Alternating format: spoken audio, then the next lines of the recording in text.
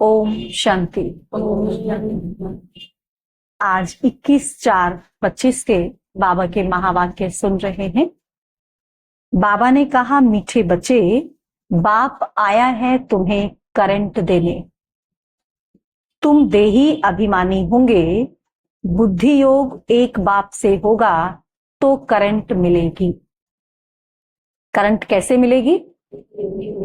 जब हमारा बुद्धि योग बाप से होगा और हम देही अभिमानी। प्रश्न है, सबसे बड़ा आसुरी स्वभाव कौन सा है जो तुम बच्चों में नहीं होना चाहिए? उत्तर है अशांति फैलाना। यह है सबसे बड़ा आसुरी स्वभाव। अशांति फैलाने वाले से मनुष्य तंग हो जाते हैं। जो बहुत ज्यादा अशांति फैलाने वाले, क्रोध करने वाले हैं, तो लौकिक रीति भी उनसे बाकी लोग तंग आ जाते हैं। वह जहां जाएंगे वहां शांति फैला देंगे। इसीलिए भगवान से सभी शांति का वर मांगते हैं। क्या कहते हैं? हे भगवान, हमको शांति दो। गीत है, यह कहानी है दीवे और तूफान की। ओम शांति। मीठे मीठे सिकीलधे बच्चों ने गीत की लाइन सुनी। गीत तो यह भक्ति मार्ग का है, फिर उनको ज्ञान में ट्रांसफर किया जाता है और कोई ट्रांसफर कर नहीं सके। तुम्हारे में भी नंबरवार पुरुषार्थ अनुसार जान सकते हैं दीवा क्या है और तूफान क्या है। दीवा क्या है? आत्मा रूपी दीवा है ना। और तूफान क्या है?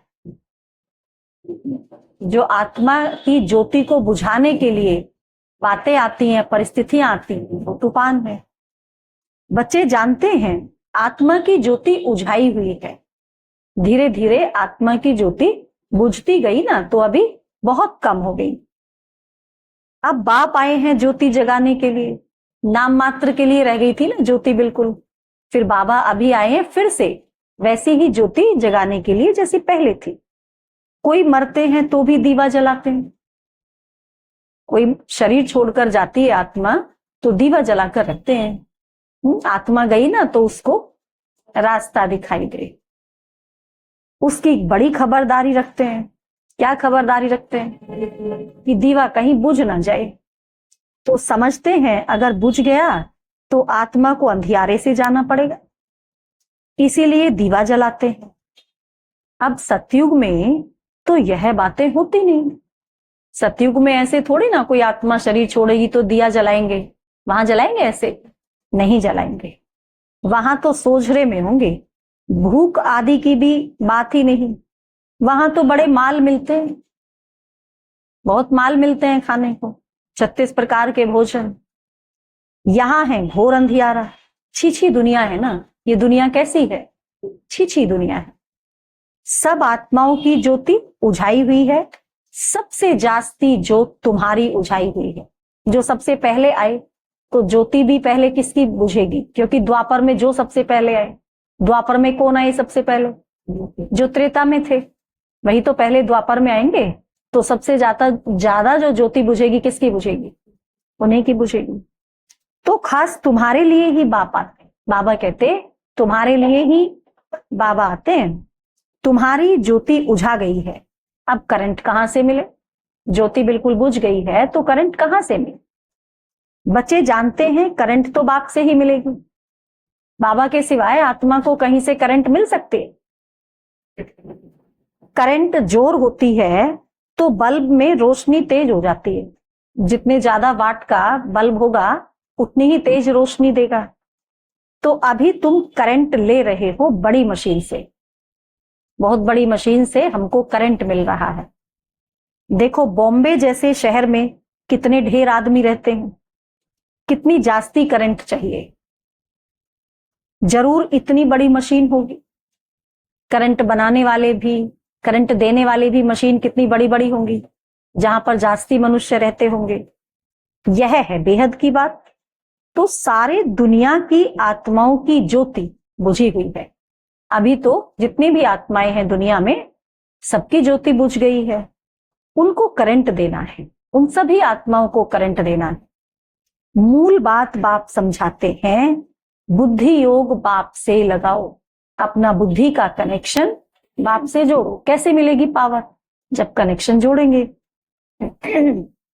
देही अभिमानी बनो, बुद्धि योग बाप के साथ जोड़ो, और दूसरा देही अभिमानी बनो, देह में रहते अपने को आत्मा समझकर रहो।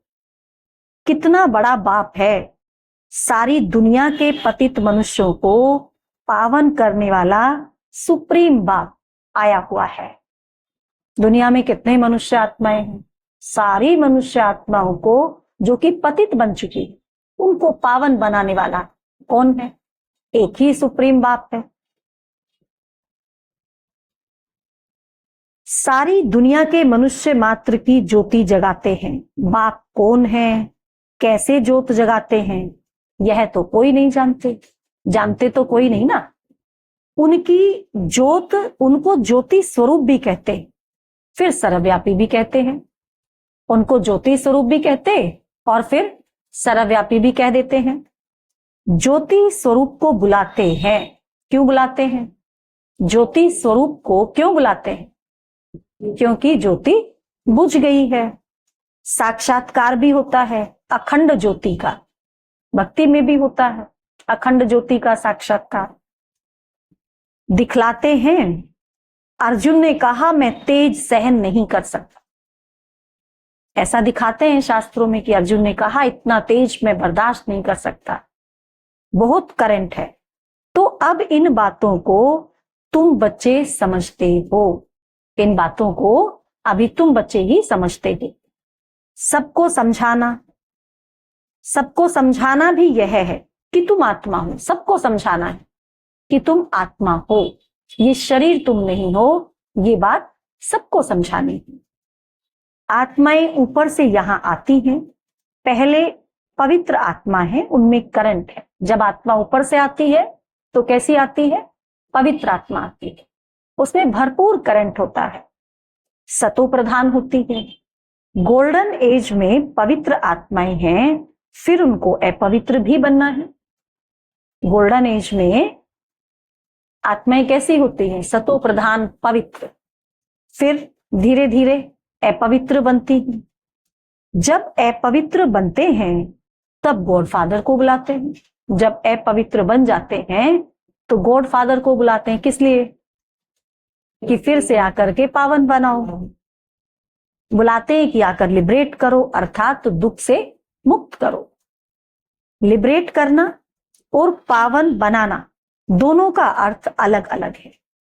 एक तो हो गया पावन बनाना, दूसरा हो गया लिबरेट करना, यहां से छुड़ा कर ले जाना।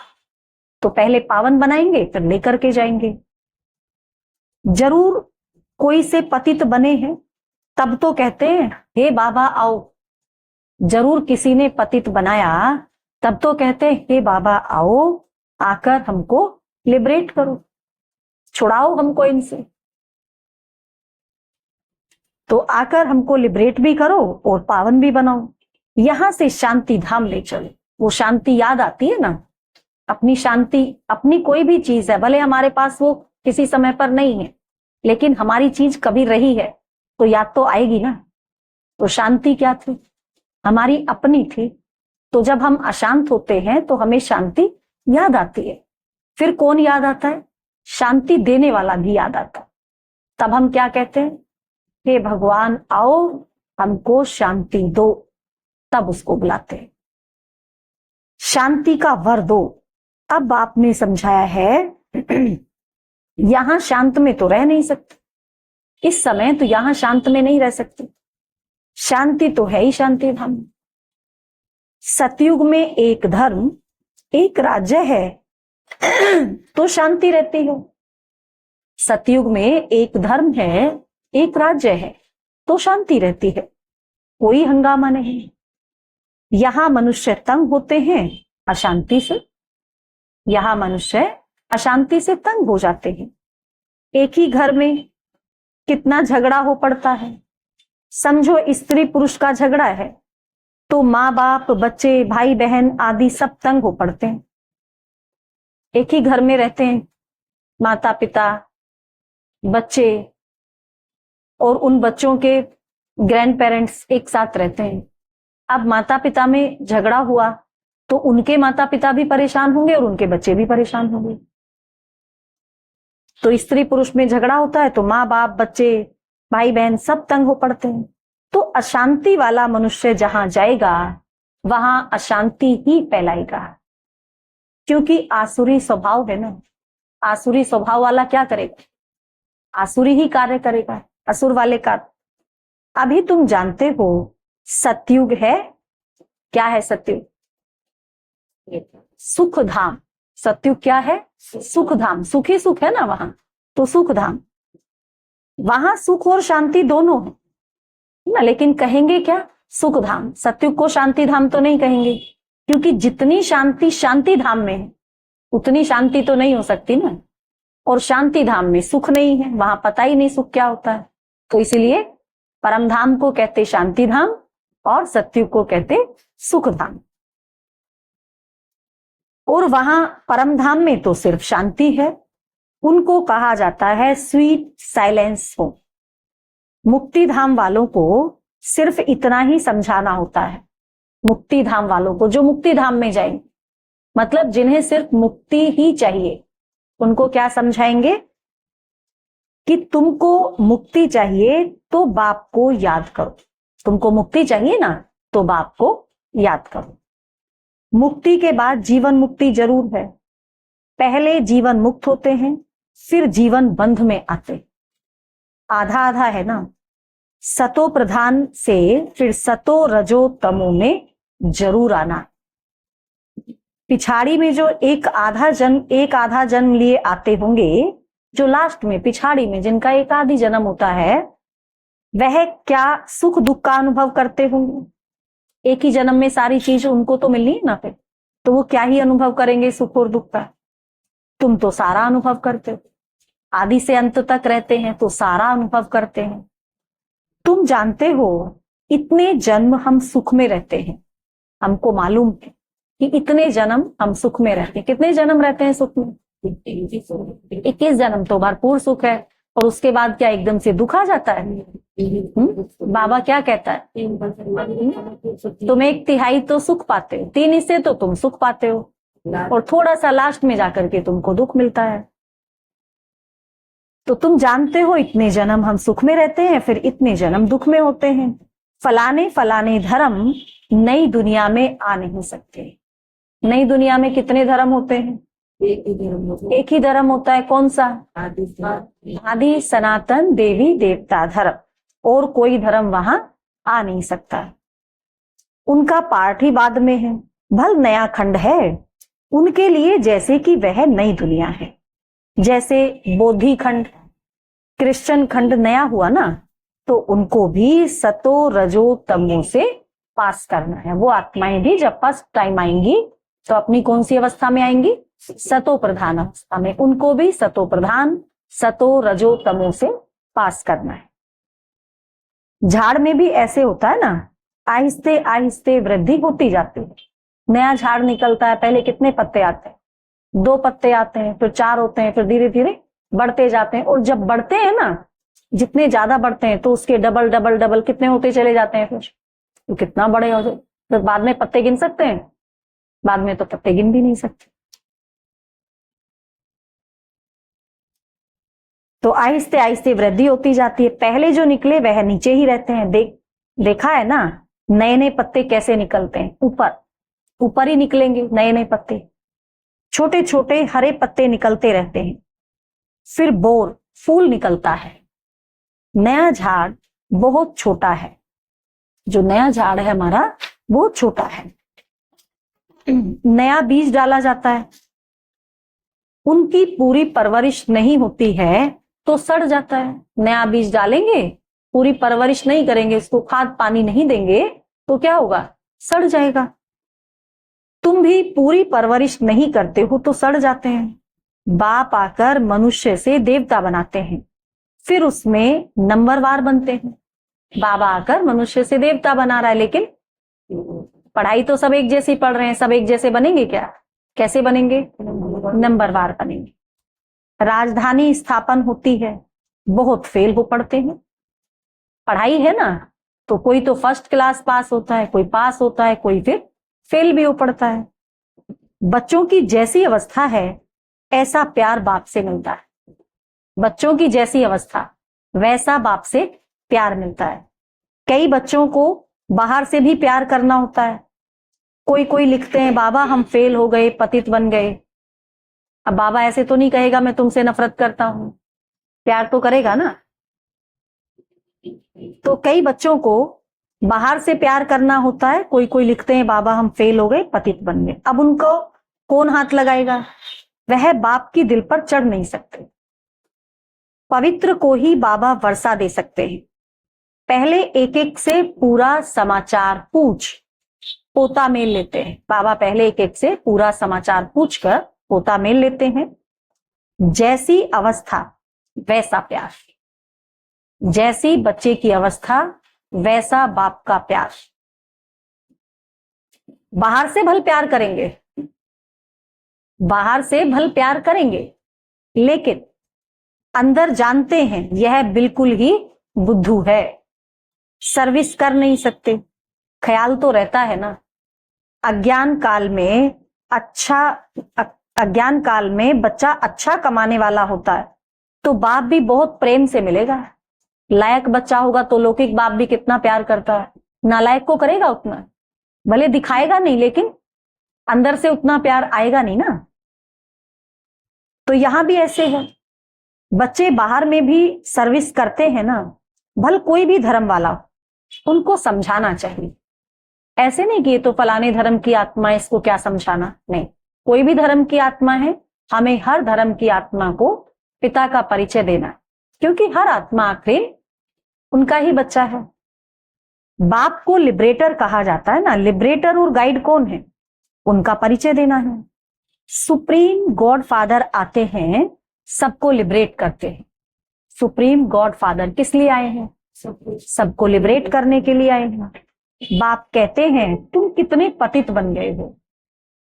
बाबा कहते तुम कितने पतित बन गए हो, प्योरिटी है ही नहीं। तो बाबा कहे अब मुझे याद करो, अब मुझे याद करो तो तुम फिर से पावन बन जाएंगे। पावन रहे नहीं ना, पतित बन गए, तो पतित से पावन बनेंगे कैसे? तो बाबा ने युक्ति बताई, जितना मुझे याद करते जाओगे उतना तुम पावन बनते जाओगे। बाप तो एवर प्योर है, बाबा तो सदा ही प्योर है।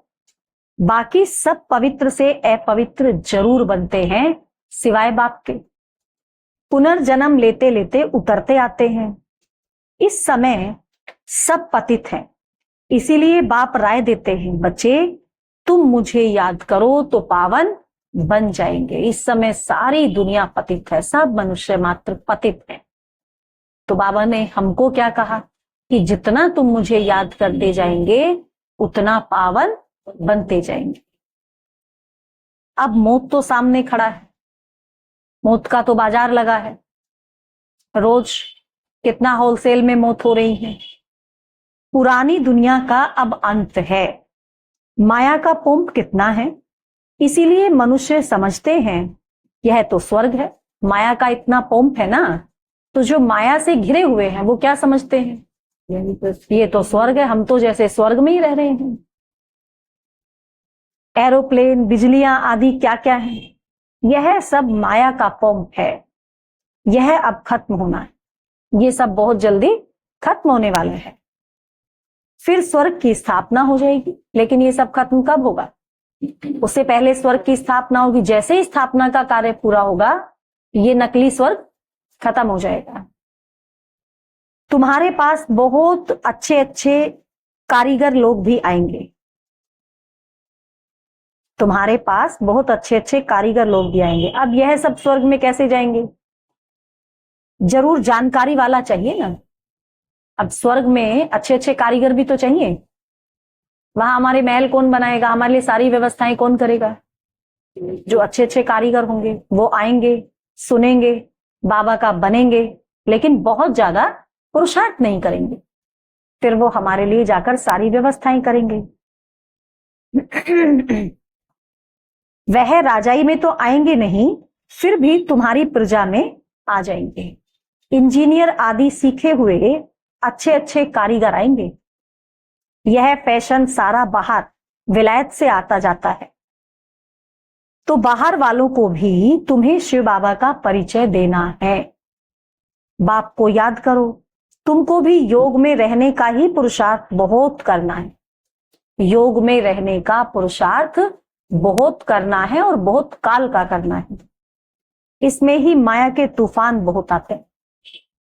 माया के सबसे ज्यादा तूफान कहाँ आते हैं? 4 सब्जेक्ट है हमारी, ज्ञान, योग, धारणा, सेवा। ज्ञान सुनते हुए माया नहीं आएगी, सेवा करते हुए भी नहीं आएगी, धारणाओं में भी कम आती है। सबसे जास्ती कहाँ आती है? जब याद में बैठते हैं तो माया तुरंत आ जाती है और बड़े बड़े अजीब अजीब रूपों में आएगी। कैसे कैसे रूप में आ जाएगी? माया के बहुत खेल है ना, तरह तरह के खेल दिखाएगी। योग में बैठते ही 50 काम याद आ जाते हैं। योग में बैठे, समय निकाल कर, समझो दिन में बैठ गए, योग में बैठ गए, 12 बजे हैं समझो दिन के, योग में बैठ गए। बैठे तो थे बाबा को याद करने, अच्छा फिर क्या हुआ? कितने सारे काम आएंगे। वैसे बैठे होंगे, कोई काम याद नहीं आ रहा था, लेकिन जैसे ही संकल्प लिया कि चलो 1 घंटा बाबा को याद कर ले, तो तुरंत क्या क्या काम याद आएंगे। कौन दे रहा है वो संकल्प? माया बैठी है ना पास में ही। अच्छा याद करेंगे, मैं कराती हूँ याद। तो कैसे कैसे संकल्प लाएगी, तो क्या करना है? तुरंत वो काम करने लग पड़ना है या उन संकल्पों को साइड कर देना है? हाँ, उन संकल्पों को साइड करना है कि 1 घंटे की तो बात है, पहले 1 घंटा योग करेंगे, उसके बाद ये काम करेंगे, कोई आफत नहीं आनी। तो जब ये संकल्प अपने आप को देंगे तभी तो माया को हरा पाएंगे ना। और वो भी संकल्प कैसा हो? दृढ़ संकल्प हो। तो इसमें ही माया के बहुत तूफान आते हैं। बाप सिर्फ कहते हैं माँ में कम याद करो, कोई कठिन कार्य तो नहीं दे रहे हैं। यह तो अच्छी बात है ना, बाप को याद करना अच्छी बात है ना। क्राइस्ट भी उनकी रचना है। रचयिता सुप्रीम सोल तो एक है, बाकी सब है रचना। वर्षा रचता से ही मिलता है। ऐसे ऐसे अच्छी पॉइंट जो हैं वह नोट करनी चाहिए। बाप का मुख्य कर्तव्य है सबको दुख से लिबरेट करना। बाबा का मुख्य कर्तव्य सबको दुखों से छुड़ाना। वह सुखधाम और शांति धाम का गेट खोलते हैं। जब तक बाबा ना आए तो सुख धाम और शांति धाम के बारे में किसको पता भी नहीं चलता, बाबा आकर के ही बताते हैं। फिर हमें उस लायक बनाकर वहां के गेट खोलते हैं। उन्हें कहते हैं हे लिबरेटर, दुख से लिबरेट कर हमें शांति धाम सुख धाम में ले चलो। जब यहाँ सुख धाम है तो बाकी आत्माएं कहाँ रहती हैं? जोर से बोलो। जब यहाँ सुख धाम होगा तो हम तो सुख धाम में रहेंगे, बाकी आत्माएं कहाँ रहेंगी? शांति धाम में। हेवन का गेट बाप ही खोलते हैं। एक गेट खुलता है नई दुनिया का, दूसरा शांति धाम का। 2 गेट है ना, दोनों ही गेट से पास होना है। तो हम तो शांति धाम से होते हुए सुख धाम में चले जाएंगे, लेकिन बाकी सब आत्माएं तो शांति धाम में ही रहेंगी ना। अब जो आत्माएं अपवित्र हो गई हैं उनको बाप श्रीमत देते हैं। क्या श्रीमत देते हैं? अपने को आत्मा समझो, मुझे याद करो तो तुम्हारे पाप कट जाए, है ना। जो आत्माएं अपवित्र हो गई हैं बाबा उनको श्रीमत दे रहे हैं कि अब क्या करो? मुझ बाप को याद करो और क्या करो? पावन बनो। तो तुम आत्माएं पवित्र बन जाएंगी। बाबा की याद से हम सभी आत्माएं पवित्र बन जाएंगी। कौन सी आत्माएं? जो अपवित्र बन गई थी। तो सारे पाप कट जाएंगे। पावन बनने से, याद करने से पाप कट जाएं। अब जो जो पुरुषार्थ करेंगे फिर अपने धर्म में ऊंच पद पाएंगे। हर आत्माएं यहां आनी है ना, लास्ट में सब धर्म की आत्माएं आएंगी। तो वो धर्म वाली आत्माएं भी अपने धर्म में ऊंच पद कैसे पाएंगी? वो भी यहीं से लेकर जाएंगे। पुरुषार्थ नहीं करेंगे तो कम पद पाएंगे। अच्छी अच्छी पॉइंट्स नोट करो तो समय पर काम आ सकते हैं। बोलो शिव बाबा का ऑक्यूपेशन हम बताएंगे तो मनुष्य कहेंगे यह फिर कौन है जो गॉड फादर शिव का ऑक्यूपेशन बताते हैं, ये कौन है जो भगवान का ऑक्यूपेशन बता रहे हैं। बोलो तुम आत्मा के रूप में तो सब ब्रदर्स हो, तुम आत्माएं सब कौन हो, भाई भाई हो। फिर प्रजापिता ब्रह्मा द्वारा रचना रचते हैं तो भाई बहन होते हैं।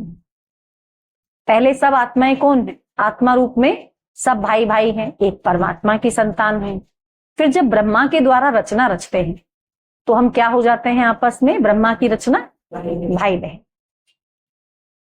गॉड फादर जिसको लिबरेटर गाइड कहते हैं, उनका ऑक्यूपेशन हम आपको समझाते हैं।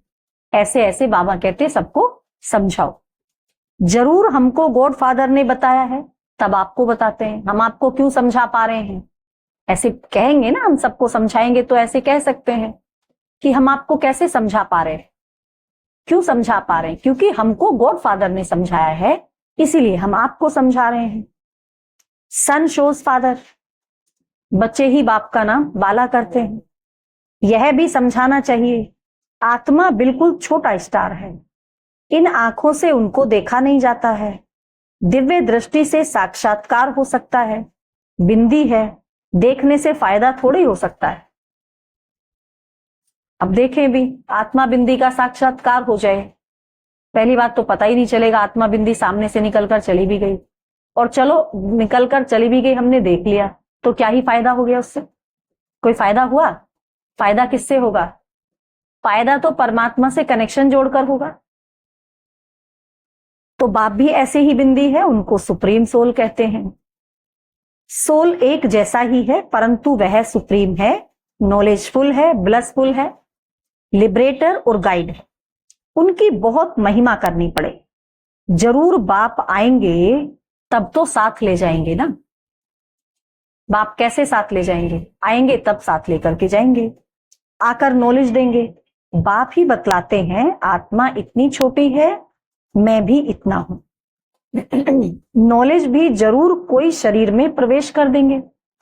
बाबा ज्ञान का सागर हमको ज्ञान कैसे सुनाए?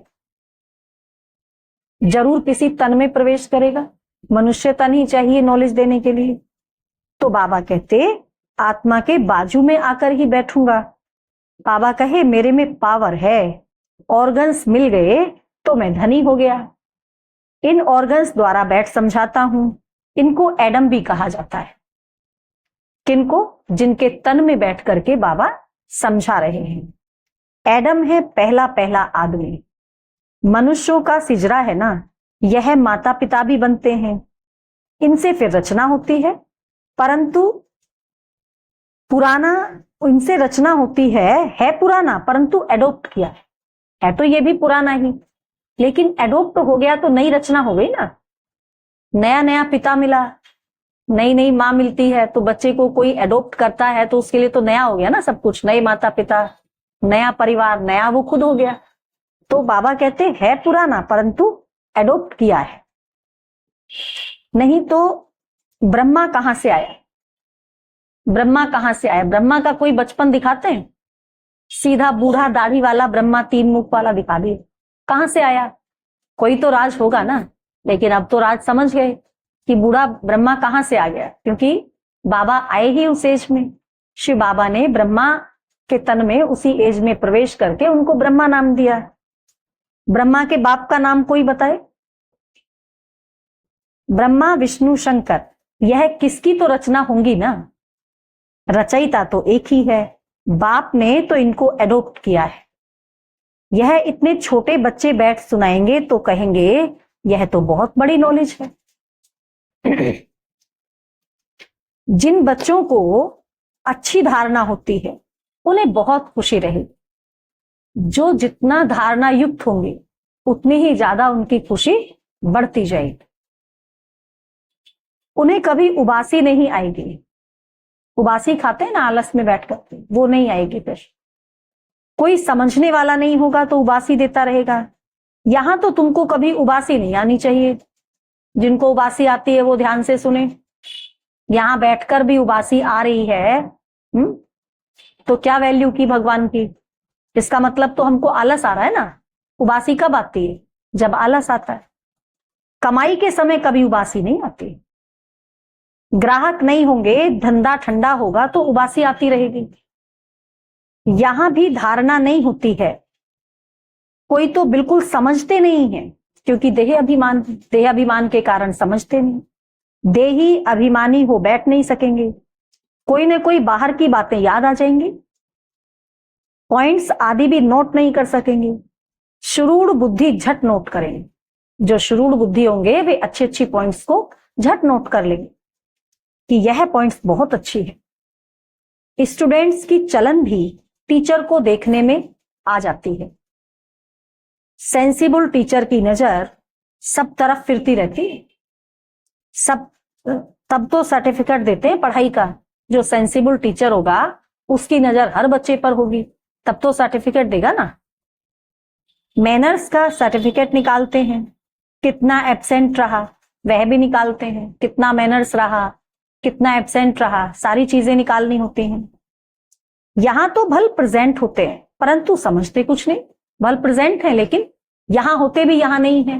क्यों? क्योंकि बुद्धि कहीं और, धारणा नहीं होती है। कोई कहते हैं बुद्धि डल है, धारणा नहीं होती। तो बाबा क्या करेंगे? यह तुम्हारे कर्मों का हिसाब किताब है। क्या है ये? हमारे कर्मों का हिसाब किताब है। बाप तो तदबीर एक ही कराते हैं।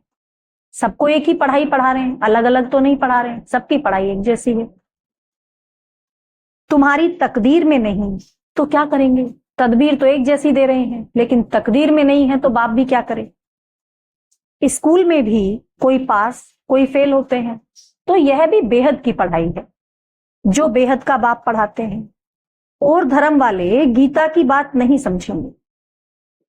नेशन देख समझाना पड़ता है। पहले पहले ऊंचते ऊंच बाप का परिचय देना पड़ता है। वह कैसे लिबरेटर गाइड है। हेवन में यह विकार होते नहीं। इस समय इनको कहा जाता है शैतानी राज्य। इस समय क्या है? शैतानी राज्य है। पुरानी दुनिया है ना, इनको गोल्डन एजेड नहीं कहेंगे। इस दुनिया को कहेंगे गोल्डन एजेड। क्या है ये फिर? आयरन एजेड है। नई दुनिया थी, अब पुरानी हुई है।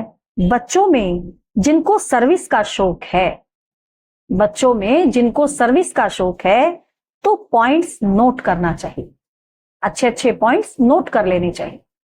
अच्छा, मीठे मीठे सिकिलधे बच्चों प्रति माता पिता बाप दादा का याद प्यार और गुड मॉर्निंग।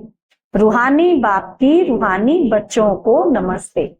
हम रूहानी बच्चों की रूहानी माता पिता बाप दादा को याद प्यार गुड मॉर्निंग। नमस्ते बाबा, नमस्ते। शुक्रिया बाबा, शुक्रिया।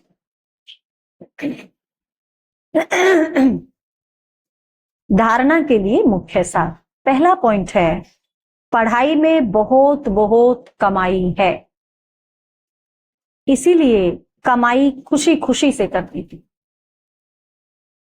पढ़ते समय कभी उबासी आदि ना आए। अटेंशन रखनी है कि पढ़ते समय कभी उबासी आदि ना आए। बुद्धि योग इधर उधर ना भटके। पॉइंट्स नोट कर धारणा करते रहो। पॉइंट्स नोट कर धारणा करते रहो। दूसरा पॉइंट है पवित्र बन बाप के दिल का प्यार पाने का अधिकारी बनना है। पवित्र बनकर बाप के प्यार पाने का अधिकारी बनना है। सर्विस में होशियार बनना है। अच्छी कमाई करनी और करानी है। अच्छी कमाई खुद भी करनी है और दूसरों को भी करानी है। वरदान है आज का, मरजीवा जन्म की स्मृति से, मरजीवा जन्म की स्मृति से सर्व कर्म बंधनों को समाप्त करने वाले कर्म योगी भव। मरजीवा जन्म की स्मृति से सर्व कर्म बंधनों को समाप्त करने वाले कर्म योगी भव। यह मरजीवा दिव्य जन्म कर्म बंधनी जन्म नहीं, यह कर्म योगी जन्म है। इस अलौकिक दिव्य जन्म में ब्राह्मण आत्मा स्वतंत्र है, ना कि परतंत्र। इस अलौकिक दिव्य जन्म में ब्राह्मण आत्मा क्या है? स्वतंत्र है, परतंत्र नहीं है। यह देह लोन में मिली हुई है, ये जो देह है ये लोन पर मिली हुई है। सारे विश्व की सेवा के लिए पुराने शरीरों में बाप शक्ति भरकर चला रहे हैं।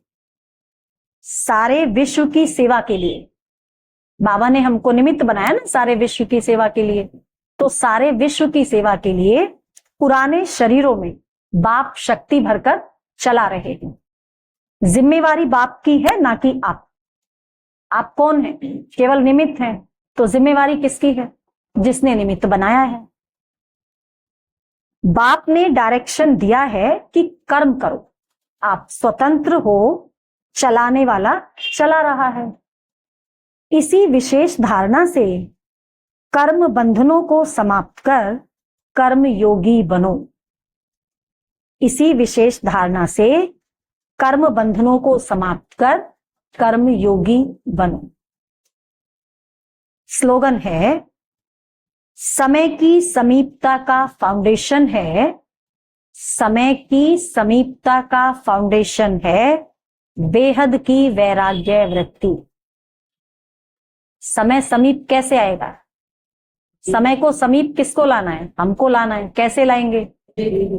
जब बेहद की वैराग्य वृत्ति होगी।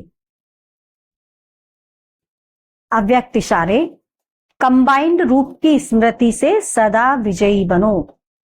जितना जितना याद में रहेंगे उतना अनुभव करेंगे कि मैं अकेला नहीं, लेकिन बाप दादा सदा साथ है।